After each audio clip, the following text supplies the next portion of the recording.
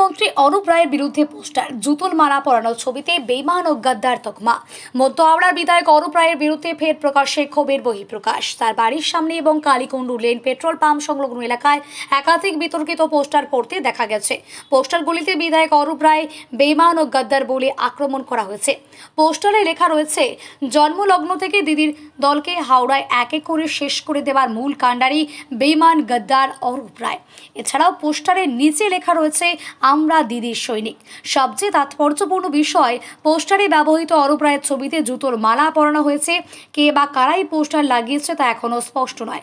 কে বা কারাই পোস্টার লাগিয়েছে তা এখনও স্পষ্টভাবে জানা যায়নি।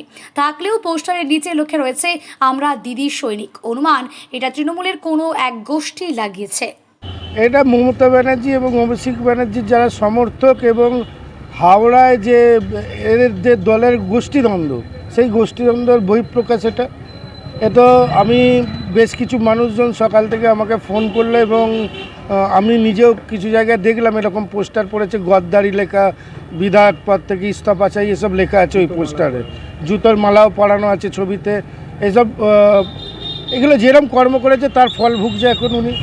কেন এই ধরনের কেন হলো? তো দীর্ঘ 15 বছর মন্ত্রী ছিলেন। 15 বছর গোটা হাওড়া শহরটাকে নরক করে তুলেছিল। না কর্পোরেশন ইলেকশন, না কিছু, বিভিন্ন জায়গায় তোলাবাজি করে পুরো হাওড়াটাকে একদম শেষ করে দিয়ে গেছে। আজকে তাদেরই দলের লোকেরা দেখুন না, তার জন্য বিরোধ করছে। বিজেপির লোকেরা তো করতে যায়নি বিরোধ, এটা কাদের?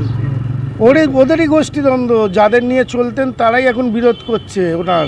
যারা সৎ তৃণমূল, পুরনো তৃণমূল, তারাই এই বিরোধগুলো করছে ওনার পক্ষে। কারণ তারা এতদিন সুষ্ঠুভাবে রাজনীতি করতে পারেনি। উনি তো কিছু চোর গুন্ডাদের পাশে নিয়ে রাজনীতি করে গেছেন সারা জীবন। এটা তারই প্রতিফলন।